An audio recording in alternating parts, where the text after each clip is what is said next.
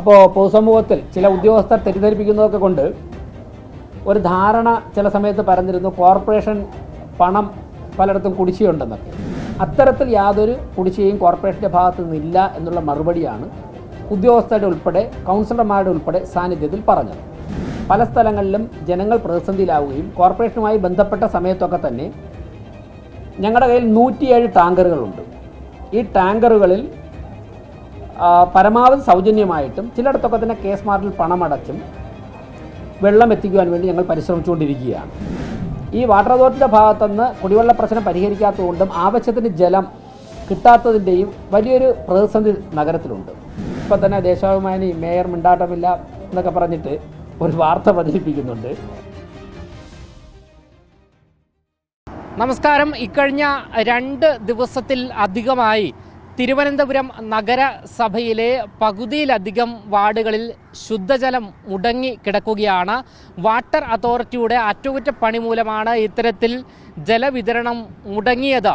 ഇതിനെതിരെ പ്രതിപക്ഷ കൗൺസിലർമാർ പ്രതിഷേധവുമായി രംഗത്ത് വന്നിരുന്നു. അതുകൂടാതെ BJP കൗൺസിലർമാർ വാട്ടർ അതോറിറ്റിക്ക് നേരെയും പ്രതിഷേധവും ആരോപണവും ഉന്നയിച്ച് രംഗത്ത് വന്നിരുന്നു.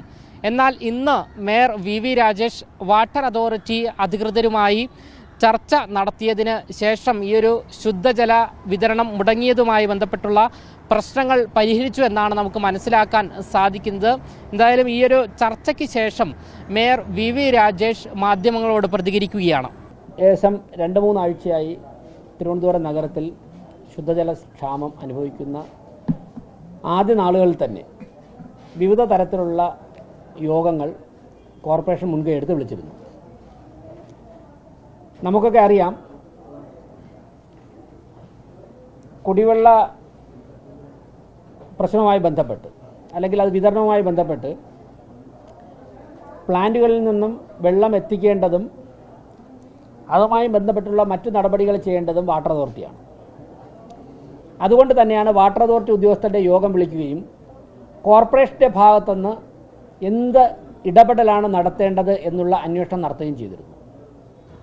അപ്പോൾ പൊതുസമൂഹത്തിൽ ചില ഉദ്യോഗസ്ഥർ തെറ്റിദ്ധരിപ്പിക്കുന്നതൊക്കെ കൊണ്ട് ഒരു ധാരണ ചില സമയത്ത് പറഞ്ഞിരുന്നു, കോർപ്പറേഷൻ പണം പലയിടത്തും കുടിശ്ശികയുണ്ടെന്നൊക്കെ. അന്ന് പങ്കെടുത്ത 43 വാർഡിലെ കൗൺസിലർമാരുടെയും ഉദ്യോഗസ്ഥന്മാരുടെയും സാന്നിധ്യത്തിൽ മേയർ കോർപ്പറേഷൻ്റെ സൂപ്രണ്ടിംഗ് എഞ്ചിനീയറോട് കോർപ്പറേഷൻ ഈ കുടിവെള്ള പ്രശ്നവുമായി ബന്ധപ്പെട്ട് എവിടെയെങ്കിലും സാമ്പത്തികമായിട്ട് ഇടപെടേണ്ടതായിട്ടുണ്ടോ, സഹായിക്കേണ്ടതായിട്ടുണ്ടോ എന്ന് ചോദിച്ചിരുന്നു. എന്തെങ്കിലും കുടിശ്ശികയുണ്ടോ എന്ന് ചോദിച്ചിരുന്നു. അന്ന് വാട്ടർ അതോറിറ്റി അത്തരത്തിൽ യാതൊരു കുടിശ്ശികയും കോർപ്പറേഷൻ്റെ ഭാഗത്തു നിന്നില്ല എന്നുള്ള മറുപടിയാണ് ഉദ്യോഗസ്ഥരുടെ ഉൾപ്പെടെ കൗൺസിലർമാരുടെ ഉൾപ്പെടെ സാന്നിധ്യത്തിൽ പറഞ്ഞത്.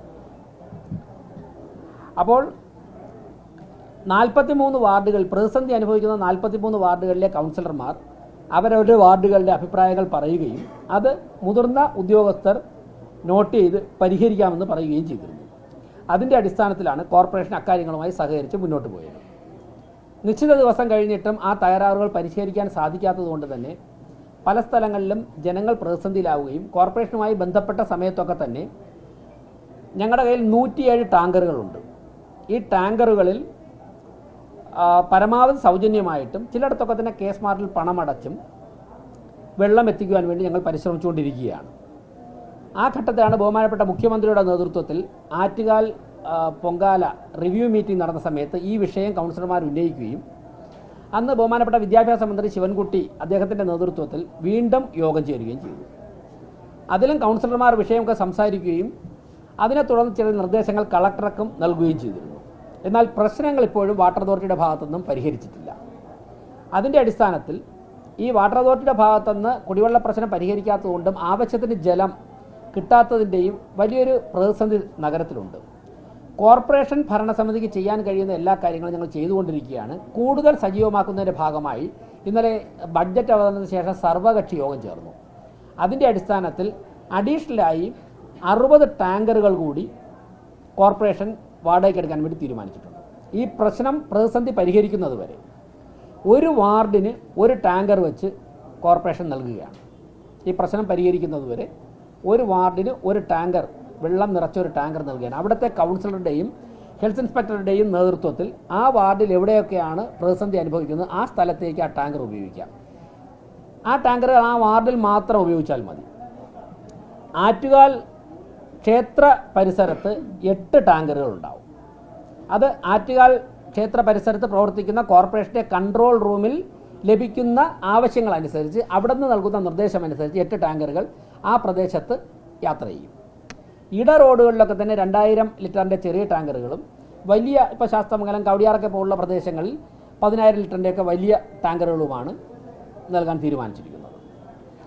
ആവശ്യമായ ഘട്ടത്തിൽ കൂടുതൽ വാഹനങ്ങൾ, ഇപ്പോൾ കൂടുതൽ വാർഡുകളിൽ നിന്നും ആവശ്യം വരികയാണെന്നുണ്ടെങ്കിൽ കൂടുതൽ വാഹനങ്ങൾ ഓരോ വാഹനത്തിന് നമ്പറിട്ട് വാർഡുകളിലേക്ക് നൽകും. അപ്പോൾ കൗൺസിലർമാരുടെയും ഉദ്യോഗസ്ഥരുടെയും യോഗത്തിൽ അക്കാര്യം ഇപ്പോൾ അനൗൺസ് ചെയ്തിട്ടുണ്ട്. മറ്റൊന്ന്, കൂടുതൽ വെൻഡിങ് പോയിന്റുകൾ, ഇപ്പോൾ ഐരാണിമുട്ടം, അതുപോലെ തന്നെ വെള്ളയമ്പലം, PTP നേരത്തെ വെള്ളം കിട്ടുന്ന സ്ഥലമാണ്, PTP അരുവിക്കരയും. എന്നാൽ ഐരാണിമുട്ടം, വെള്ളയമ്പലം ഉൾപ്പെടെയുള്ള സ്ഥലങ്ങളിൽ നിന്നും വെള്ളം തരണമെന്ന് വാട്ടർ അതോറിറ്റിയോട് ആവശ്യപ്പെട്ടിട്ടുണ്ട്. എങ്കിൽ മാത്രമേ നമുക്ക് ഈ ക്രൈസിസ് പരിഹരിക്കാൻ സാധിക്കുകയുള്ളൂ. കോർപ്പറേഷന് ആകെ ചെയ്യാൻ ഇക്കാര്യത്തിൽ സാധിക്കുന്നത് വാട്ടർ അതോറിറ്റിയുടെ വെൻഡിങ് പോയിന്റുകളിൽ നിന്നും ജലം ശേഖരിച്ച് ടാങ്കറുകളിൽ ആവശ്യത്തിനുള്ള സ്ഥലത്ത് എത്തിച്ചു കൊടുക്കുക. കാരണം പൈപ്പ് കണക്ഷനും ഭൂമിക്കടിയിലുള്ള പൈപ്പ് ലൈനിൻ്റെ കൺട്രോളും കാര്യങ്ങളും അരുവിക്കര ഡാമിൻ്റെ കൺട്രോളൊക്കെ വാട്ടർ അതോറിറ്റിയുടെ കയ്യിലാണ്. പിന്നെ പല സ്ഥലങ്ങളിലും ഈ ഗ്യാസ് പൈപ്പ് ലൈൻ വർക്ക് ചെയ്യുന്നവർ അലക്ഷ്യമായി അശ്രദ്ധമായും കുഴിക്കുന്നത് കൊണ്ട് വാട്ടർ അതോറിറ്റിയുടെ പൈപ്പുകൾ പൊട്ടുന്നു, ലീക്കാവുന്നു എന്നുള്ളൊരു കംപ്ലയിൻറ്റ് വന്നിട്ടുണ്ട്. ഇപ്പോൾ അതിന് ആ ഗ്യാസ് കണക്ഷൻ കൊടുക്കുന്ന അല്ലെങ്കിൽ ആ വർക്ക് ചെയ്യുന്ന ഏജൻസികളുടെ മീറ്റിംഗ് വിളിക്കാൻ വേണ്ടി തീരുമാനിച്ചിട്ടുണ്ട്. അതോടൊപ്പം തന്നെ അങ്ങനെ ഉണ്ടാകുന്ന ലീക്ക് ഉണ്ടാകുന്ന സ്ഥലങ്ങളിൽ കോർപ്പറേഷൻ്റെ തന്നെ ചെലവിൽ പ്ലംബർമാരെ അയച്ചു കൊടുക്കാൻ തീരുമാനിച്ചിട്ടുണ്ട്.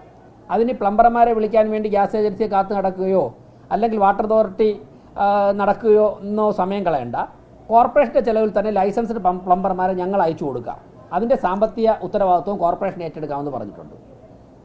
അപ്പോൾ ടാങ്കറുകൾ അയക്കുന്ന ഉത്തരവാദിത്വം ഞങ്ങൾ ഏറ്റെടുക്കുന്നു. ഗ്യാസ് കണക്ഷൻ കൊടുക്കുന്നവർ ലൈൻ പൊട്ടിക്കുകയാണെന്നുണ്ടെങ്കിൽ അതിൻ്റെ ലീക്ക് തീർക്കുന്ന ഉത്തരവാദിത്വം കോർപ്പറേഷൻ ചെലവിൽ ഏറ്റെടുക്കുന്നു. കോർപ്പറേഷന് കൺട്രോൾ റൂം ആറ്റുകാൽ കേന്ദ്രീകരിച്ച് ഇക്കാര്യം ഉൾപ്പെടെ കൈകാര്യം ചെയ്യാനുള്ള കൺട്രോൾ റൂം 24 മണിക്കൂർ പ്രവർത്തിക്കുന്ന റൂമും ഉണ്ടാവും. കൂടുതൽ വാർഡുകളിൽ നിന്ന് ടാങ്കർ വേണമെന്ന് പറയണമെങ്കിൽ പ്രതിസന്ധി പരിഹരിക്കുന്നതുവരെ അതാത് കൗൺസിലർമാരുടെയും HIമാരുടെയും നേതൃത്വത്തിൽ ഒരു ടാങ്കർ ആ വാർഡിലേക്ക് വിട്ടുകൊടുക്കുകയാണ്. ഇത്രയും കാര്യങ്ങളാണ് ഈ പ്രതിസന്ധിയുമായിട്ട് ബന്ധപ്പെട്ട് ഞങ്ങൾ ചെയ്തിട്ടുള്ളത്. ഇത്രയും കോർപ്പറേഷന് ചെയ്യാനായിട്ട് ഇതിൽ സാധിക്കുള്ളൂ. കാര്യം വെള്ളം ഡാമും ഒന്നും കോർപ്പറേഷൻ്റെ പരിധിയില്ല. ഇപ്പം തന്നെ ദേശാഭിമാനി മേയർ മിണ്ടാട്ടമില്ല എന്നൊക്കെ പറഞ്ഞിട്ട് ഒരു വാർത്ത പ്രചരിപ്പിക്കുന്നുണ്ട്. 2-3 ആഴ്ചയായി ബഹുമാനപ്പെട്ട മുഖ്യമന്ത്രിയുടെയും മന്ത്രിയുടെയൊക്കെ സാന്നിധ്യത്തിൽ ഇക്കാര്യങ്ങൾ ആവശ്യപ്പെട്ടുകൊണ്ടിരിക്കുകയാണ്. വാട്ടർ അതോറിറ്റി ഓരോ ദിവസം ചെയ്യാമെന്ന് പറയുന്നു. പക്ഷേ അത് തൃപ്തികരമാവുന്നില്ല. അതിൻ്റെ അടിസ്ഥാനത്തിൽ ഞങ്ങൾക്ക് ചെയ്യാൻ പറ്റുന്നതിൻ്റെ എല്ലാ കാര്യവും ഇനി കൂടുതൽ ഏതെങ്കിലും തരത്തിൽ ഇടപെടൽ വേണം എന്ന് വരുന്ന ഘട്ടത്തിൽ ഞങ്ങൾ അതിന് തയ്യാറാണ്. പക്ഷേ വെള്ളം വാട്ടർ അതോറിറ്റി തന്നാൽ മാത്രമേ ഞങ്ങൾക്ക് എത്തിക്കാൻ പറ്റുള്ളൂ.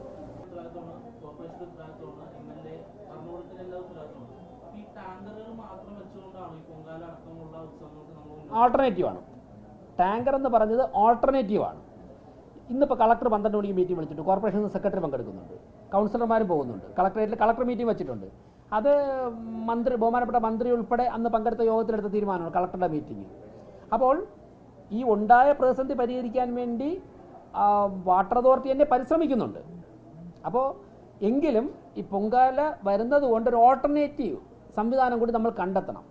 അതിൻ്റെ ഭാഗമായിട്ടാണ് ഈ ടാങ്കറുകളുടെ കാര്യം പറഞ്ഞത്.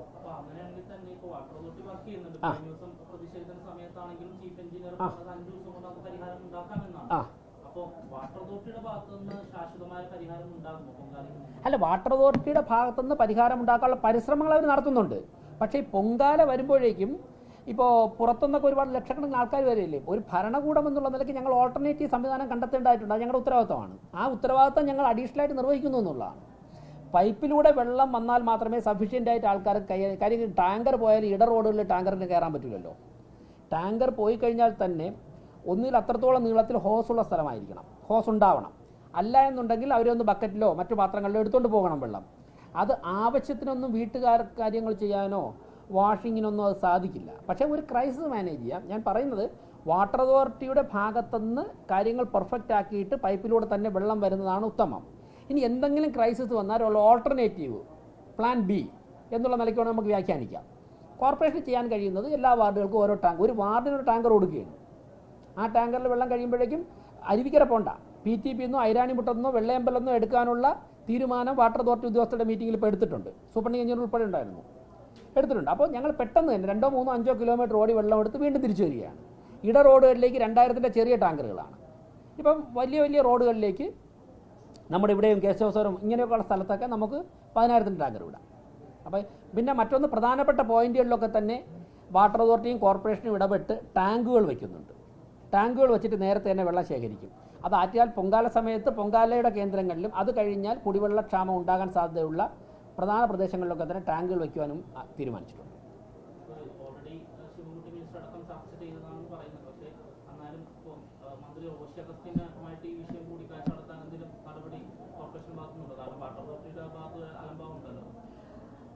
ഞങ്ങൾ അക്കാര്യങ്ങളൊക്കെ ആലോചിക്കുന്നുണ്ട്. അടിയന്തരമായി ചെയ്യാൻ പറ്റുന്ന കാര്യങ്ങളാണ് ചെയ്യുന്നത്. തിരുവനന്തപുരം ജില്ലയുടെ ചാർജുള്ള മന്ത്രിയാണ് ബഹുമാനപ്പെട്ട ശിവൻകുട്ടി മന്ത്രി. മുഖ്യമന്ത്രി ഇരുന്നപ്പോൾ തന്നെ കൗൺസിലർമാർ പറഞ്ഞ് മുഖ്യമന്ത്രിയുടെ ശ്രദ്ധയിൽ കാര്യങ്ങൾ പെട്ടിട്ടുണ്ട്.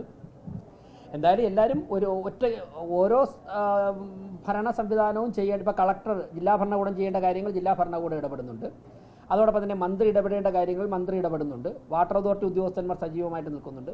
കോർപ്പറേഷൻ ചെയ്യേണ്ട ഓൾട്ടർനേറ്റീവ് സിസ്റ്റം ഞങ്ങൾക്ക് ഏതുവരെയാണ് ചെയ്യാൻ പറ്റുന്നത്, അവർ തരുന്ന വെള്ളം പരമാവധി ഉള്ള സംവിധാനം വെച്ചുകൊണ്ട് സപ്ലൈ ചെയ്യുക എന്നുള്ളതാണ് കോർപ്പറേഷൻ ചെയ്യാൻ പറ്റും, ഉണർന്ന് പ്രവർത്തിക്കുക. അപ്പോൾ 107 ടാങ്കർ ഉള്ളിടത്ത് ഞങ്ങൾ ആ ടാങ്കർ ഏകദേശം 175 ആക്കുകയാണ്, 60 കൂടെ എടുത്തിട്ട്.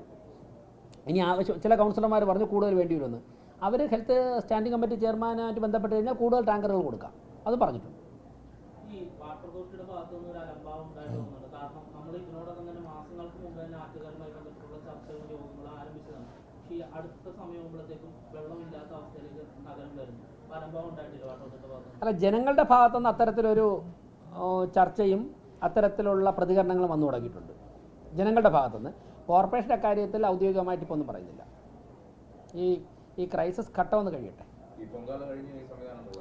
കുടിവെള്ള പ്രശ്നം ഇപ്പോഴത്തെ ഈ ക്ഷാമം പരിഹരിക്കുന്നതിനെ തുടരും. ഞങ്ങൾ 3 ദിവസം കോർപ്പറേഷൻ ചെയ്യുമ്പോഴേക്കും ഒരു വ്യക്തി വിളിക്കുമ്പോൾ വിളിക്കാൻ പറ്റില്ല. ഞങ്ങൾക്ക് 3 ദിവസത്തെ ടെൻഡർ ഡേ നോട്ടീസ് വേണം. ഇന്നലെ നോട്ടീസ് കൊടുത്തിട്ടുണ്ട്.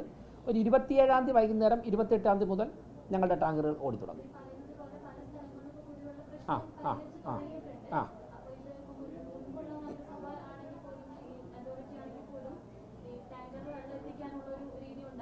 ഞങ്ങൾ 107 ടാങ്കറുകൾ ഓടിക്കൊണ്ടിരിക്കുകയാണ്. ഈ പറഞ്ഞ അഡീഷണലാണ്, ഞങ്ങളുടെ അഡീഷണലായിട്ടാണ്. അതായത് ഇപ്പം 107 ടാങ്കറുകൾ ഓടുന്നതിന് പുറമേ ഓരോ ടാങ്കറുകൂടെ കൊടുക്കുകയാണ്. 167 ആകും. അത് ചില കൗൺസിലർമാർ വീണ്ടും ആവശ്യപ്പെട്ടിട്ടുണ്ട്. അങ്ങനെയാണെങ്കിൽ എനിക്ക് തോന്നുന്നു ഇപ്പോൾ ഒരു 175 വരെയൊക്കെ ഇപ്പോഴത്തെ കണക്കിൽ പോകും. ഞങ്ങൾ 107 ഓടുന്നതിന് പുറമേ 60 കൂടെയാണ് എടുക്കാൻ ഇന്നലെ തീരുമാനിച്ചത്. കൂടുതൽ ആവശ്യം വരാനായി ടെൻഡർ ഇട്ടിട്ടുണ്ട്, കൂടുതൽ എടുക്കാൻ സാധിക്കും. ഓടിയിരുന്നു ആ 100 അല്ല ഉണ്ട്. അത് വാട്ടർ അതോറിറ്റി അത് വാട്ടർ അതോറിറ്റി ഉദ്യോഗസ്ഥരോട് ചോദിക്കണം. ഞങ്ങളുടെ മുൻപിൽ വരുന്ന കാര്യങ്ങളൊക്കെ തന്നെ ഞങ്ങൾ അഡ്രസ്സ് ചെയ്തിട്ടുണ്ട്. അല്ല, 107 വാഹനങ്ങളാണ് ഓടിക്കൊണ്ടിരുന്നത്. ആ 107 വാഹനങ്ങൾ ഇപ്പോഴും ഓടുന്നുണ്ട്. പിന്നെ പൈപ്പിലൂടെ വെള്ളം വന്നാൽ മാത്രമേ ജനങ്ങൾക്ക് തൃപ്തികരമായിട്ട് ഉപയോഗിക്കാൻ സാധിക്കുകയുള്ളൂ. നഗരസഭയിൽ ബുക്ക് ചെയ്യുന്നതനുസരിച്ചും നഗരസഭയുടെ 107 ടാങ്കർ ഓടിക്കൊണ്ടിരുന്നു. അപ്പോൾ കുറച്ചുകൂടി അത് കാര്യക്ഷമമാക്കണമെന്നുള്ള ചർച്ചകളുടെ അടിസ്ഥാനത്തിൽ ഞങ്ങൾ 60 ടാങ്കർ കൂടി എടുക്കാൻ വേണ്ടി ഇന്നലെ ആലോചിച്ചത്. ഇനി ആവശ്യം കൂടുന്ന കൂടുതൽ ടാങ്കർ എടുക്കും. നഗരസഭയ്ക്ക് ചെയ്യാൻ സാധിക്കുന്ന ടാങ്കറിലൂടെ വെള്ളം എത്തിക്കാൻ മാത്രമേ സാധിക്കുകയുള്ളൂ.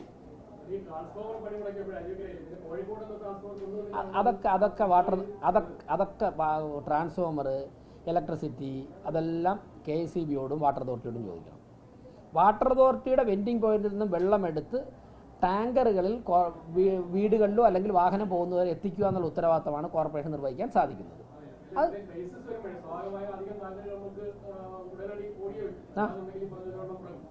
107 ടാങ്കറുകളുടെ ആവശ്യമാണ് മുൻപുണ്ടായിരുന്നത്. അത് ഓടിക്കൊണ്ടിരിക്കുകയാണ്. അഡീഷണലായിട്ട് 60 ടാങ്കർ കൂടെ വേണമെന്ന് ഇന്നലെ തീരുമാനമെടുത്തതിൻ്റെ അടിസ്ഥാനത്തിലാണ് ടെൻഡർ ചെയ്തിട്ടുള്ളത്. അത് അടുത്ത ദിവസം ഓടിത്തുള്ളൂ. ഓക്കെ.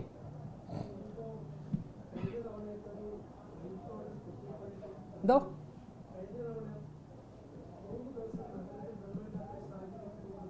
ആ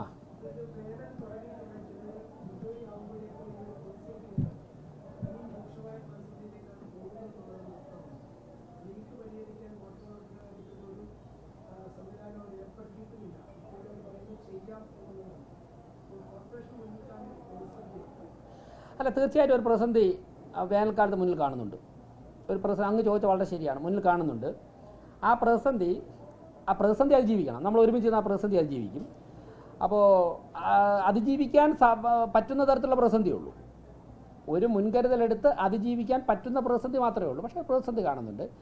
എനിക്ക് തോന്നുന്നു തിരുവനന്തപുരം നഗരത്തിലെ ജലവിതരണം ഇപ്പോൾ മേയർ എന്നുള്ള നിലയ്ക്ക് കഴിഞ്ഞ 2 മാസമായിട്ടുള്ള അനുഭവത്തിലൂടെയും കിട്ടുന്ന വിവരങ്ങളിലൂടെയും പറയാൻ സാധിക്കുന്ന തിരുവനന്തപുരം പട്ടണത്തിലെ കുടിവെള്ള പ്രശ്നം ഒരു ദീർഘകാല അടിസ്ഥാനത്തിലുള്ള ഒരു പദ്ധതിയായിട്ട് വളരെ സൂക്ഷ്മമായ പരിചയസമ്പന്നരായ ആൾക്കാരുടെ നേതൃത്വത്തിൽ ചർച്ച ചെയ്ത് കേന്ദ്ര സംസ്ഥാന സർക്കാരുകൾ ഒരുമിച്ചിരുന്നുകൊണ്ട് ചർച്ച ചെയ്ത് പരിഹരിക്കേണ്ടതാണ്. ഇപ്പോൾ അരുവിക്കരയെ മാത്രം ഡിപ്പെൻഡ് ചെയ്ത്, അരുവിക്കരയിൽ നിന്ന് ഇങ്ങോട്ട് വരുന്ന പൈപ്പ് മാത്രം ഡിപ്പെൻഡ് ചെയ്ത് തിരുവനന്തപുരത്തെ കുടിവെള്ള പ്രശ്നം പരിഹരിക്കാൻ നിൽക്കരുത്. നമുക്കൊരു ഒന്നുകിൽ നെയ്യാർ ഡാം ഉൾപ്പെടെയുള്ള ഓൾട്ടർനേറ്റീവ് നോക്കണം. അത് കൂടുതൽ ചർച്ചകളിലൂടെ പരിഹരിക്കേണ്ടതാണ്. കേന്ദ്ര ഗവൺമെൻറ്റുമായും വിവിധ പദ്ധതികളുണ്ട്, സംസ്ഥാന സർക്കാരുകൾ ചർച്ച ചെയ്ത് പരിഹരിക്കേണ്ടതാണ്. അതിലൊരു ചർച്ച ഇനിഷ്യേറ്റ് ചെയ്യാൻ മാത്രമാണ് കോർപ്പറേഷൻ സാധിക്കുന്നത്. ആ ചർച്ച ഞങ്ങൾ ആരംഭിക്കും. എന്തോ പറയാം, എങ്ങനെ കാര്യങ്ങൾ മുമ്പോട്ട് പോകണമെന്ന് നോക്കട്ടെ, അതിനുശേഷം പറയാം. കാരണം ഈ കുര്യാത്തിയിലെ പ്രതിഷേധത്തിന് സമയത്ത് BJP കൗൺസിലർമാർ തന്നെ പറഞ്ഞത് നമ്മളുടെ പാർട്ടി ഭരണത്തിലെത്തിയതിന്റെ പ്രതികാര നടപടിയാണ്. ഞാനിപ്പോൾ കോർപ്പറേഷൻ്റെ മേയർ എന്നുള്ള നിലയ്ക്കാണ് പറയുന്നത്. രാഷ്ട്രീയ പാർട്ടിയുടെ പ്രവർത്തകർക്കും കൗൺസിലർമാർക്കും ജനങ്ങളുടെ ഇടയിൽ നിന്ന് ഉണ്ടാകുന്ന പൾസ്, അവരുടെ ഇടയിൽ നിന്നുണ്ടാകുന്ന വികാരം, അതനുസരിച്ച് അവർക്ക് പ്രതികരിക്കേണ്ടി വരും. അപ്പോൾ പൊതുസമൂഹത്തിൽ നിന്ന് ഉയർന്നു വരുന്ന അഭിപ്രായം അവർ പ്രകടിപ്പിക്കും, രാഷ്ട്രീയ പാർട്ടികൾ. അപ്പോൾ കോർപ്പറേഷൻ കുടിവെള്ള ക്ഷാമവുമായി ബന്ധപ്പെട്ട് ചെയ്തിട്ടുള്ള കാര്യങ്ങളും ചെയ്യാൻ ഉദ്ദേശിക്കുന്ന കാര്യങ്ങളാണ് പറയുന്നത്. പിന്നെ നിങ്ങളുടെ ഭാഗത്ത് നിന്ന് എന്തെങ്കിലും സജഷൻസ് ഉണ്ടെങ്കിൽ അത് നമുക്ക് ആലോചിക്കാം. ഓക്കെ, അതെ, കേട്ടില്ല. എന്താണ്? അല്ല അല്ല അതൊക്കെ ഈ പത്രസമ്മേളനത്തിൽ നമുക്ക് അതിൻ്റെ ഡീറ്റെയിലോട്ട് പോകാൻ പറ്റില്ല. അത് പറട്ടെ. അതായത് ഒരു ഭരണ സംവിധാനത്തിൻ്റെ മുമ്പിൽ ഷോർട്ട് ടേം പ്രോജക്ട്സും കാണും, ലോങ് ടേം പ്രോജക്ട്സും കാണും. ഇപ്പോഴത്തെ മാർച്ച് ഏപ്രിൽ മാസങ്ങളിലെ കുടിവെള്ള പ്രശ്നവും ആറ്റുകാൽ പൊങ്കാലയാണ് പെട്ടെന്ന് പരിഹരിക്കേണ്ടത്. അങ്ങ് ചോദിച്ചത് ദീർഘകാലാടിസ്ഥാനത്തിൽ നമുക്ക് ചർച്ച ചെയ്യേണ്ട. അതാണ് ഞാൻ തൊട്ടു മുമ്പ് പറഞ്ഞ ഉത്തരം. കേന്ദ്ര സംസ്ഥാന സർക്കാരുകൾ ചർച്ച ചെയ്ത് നമുക്ക് എവിടെ നിന്നാണ്, അരുവിക്കര എന്നാണോ മാത്രം വെള്ളം മതിയാവുമോ, നെയ്യാർ ഡാമിൽ നിന്ന് എടുക്കേണ്ടതായിട്ടുണ്ടോ?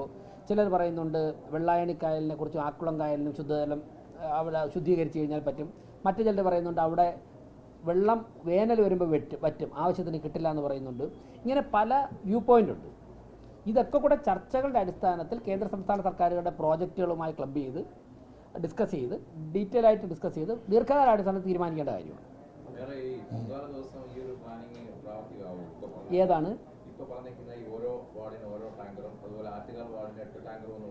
ആറ്റുകാൽ വാർഡിനെന്നല്ല ഞാൻ പറഞ്ഞത്, ആറ്റുകാൽ കേന്ദ്രീകരിച്ച്, ആറ്റുകാൽ ക്ഷേത്രത്തിൻ്റെ സറൗണ്ടിങ്സ് കേന്ദ്രീകരിച്ച് ആ പ്രദേശത്തെ വാർഡുകൾ കേന്ദ്രീകരിച്ച് 8 ടാങ്കുകൾ അന്ന് മൂവ് ചെയ്യാനായിട്ട് കുറച്ച് ബുദ്ധിമുട്ടുണ്ടാകും. അല്ല, അതിനു മുൻപ് തന്നെ സ്ഥിരം ചെയ്യുന്നതുപോലെ ഓരോരോ കേന്ദ്രങ്ങളിലും ടാങ്കുകൾ വെച്ച് കോർപ്പറേഷനും വാട്ടർ അതോറിറ്റിയും നേരത്തെ തന്നെ വെള്ളം ഫില്ല് ചെയ്തിരിക്കും. അപ്പോൾ അതിനു മുമ്പ് തന്നെ ഉണ്ടാവുമല്ലോ, തീർച്ചയായിട്ടും ഉണ്ടാവും. അതിന് മുമ്പ് തന്നെ വാട്ടർ അതോറിറ്റി ഇടപെട്ട് ഇന്നിപ്പോൾ 2 ദിവസത്തിനകം ഈ പ്രശ്നം പരിഹരിക്കാൻ സാധിക്കുമെന്നാണ് സൂപ്രണ്ടൻറ്റിംഗ് എഞ്ചിനീയർ ഞങ്ങളോട് പറഞ്ഞത്. ഈ ലീക്കേജൊക്കെ പരിഹരിച്ച് 2 ദിവസത്തിനകം സുഖമാക്കാൻ സാധിക്കും. Shri Binu Francis water authority ഉദ്യോഗസ്ഥൻ, അദ്ദേഹമായിട്ടും മേലുദ്യോഗസ്ഥനുമായിട്ടും കഴിഞ്ഞ ദിവസം ഇന്നലെ രാത്രി ഞാൻ സംസാരിച്ചിരുന്നു. അപ്പോൾ പൊങ്കാലയിൽ ക്രൈസ്റ്റ് ഉണ്ടാവാതെ തന്നെ അവർ ശ്രദ്ധിക്കുമെന്ന് ഉറപ്പ് വന്നിട്ടുണ്ട്. അതൊക്കെ മുഖവിലേക്ക് എടുത്തുകൊണ്ട് തന്നെ ഒരു ഓൾട്ടർനേറ്റീവ് സംവിധാനം കൂടി ഞങ്ങൾ സ്റ്റാൻഡ് ബൈ നോക്കുന്നേ ഉള്ളൂ. അതെ,